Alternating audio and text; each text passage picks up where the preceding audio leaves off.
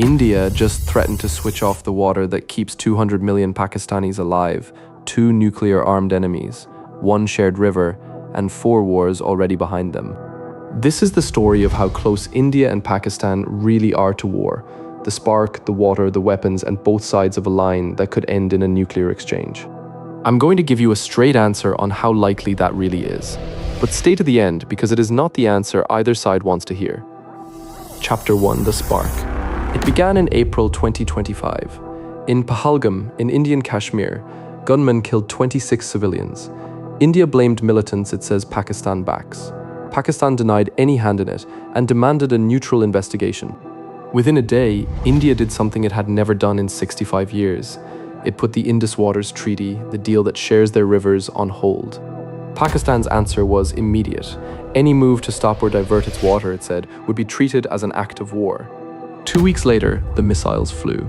Operation Sindoor, 4 days of strikes and drones, and one of the largest air battles in 50 years. Both sides claimed they downed the other's jets. A ceasefire held after 4 days, but India declared a new rule. Any major attack will now be answered inside Pakistan. In Modi's words, blood and water can no longer flow together.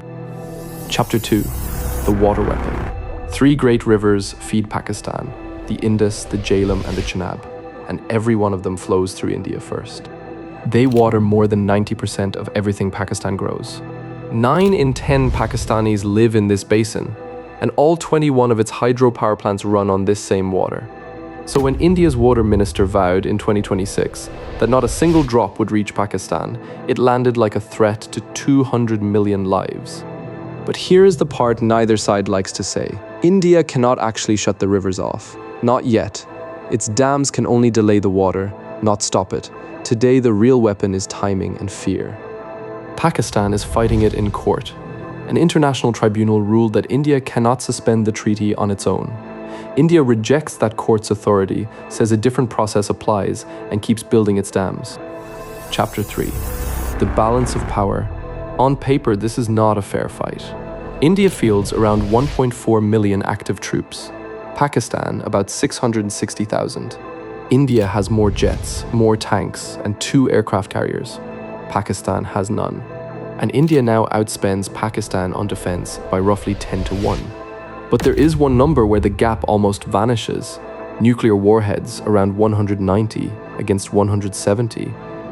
Pakistan cannot match India soldier for soldier, so it built battlefield nuclear weapons meant to erase India's advantage in a single day. That is the great equalizer. India, for its part, still says it will never strike first. Chapter 4. Both sides of the line. India's case is simple. It has buried victims of cross-border attacks for decades from Mumbai to Pahalgam. It will no longer separate the militants from the state it believes shelters them, and it refuses to be frozen by nuclear threats. Pakistan's case is just as sharp. It denies any hand in the attacks, calls the water cutoff a threat to its very survival, and points to a treaty and a court that say India is the one breaking the law. Underneath it all sits Kashmir, claimed by both, split by a line, and unresolved since 1947. 3 wars have already been fought over it. Chapter 5.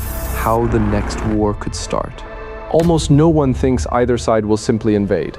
The real danger is a spark, a single mass casualty attack or a water crisis that neither capital can walk back. And both armies now quietly believe they can fight a limited war without it ever going nuclear. Analysts warn that belief is exactly what makes the next one so dangerous. What has stopped it, every time, is the same thing that terrifies us. The bomb plus pressure from Washington, the Gulf, and China, and 2 economies far too fragile for a real war. So after the spark, the water, and the weapons, how close are they really? Here is the straight answer. They are one bad afternoon away from a war that neither government has chosen to fight.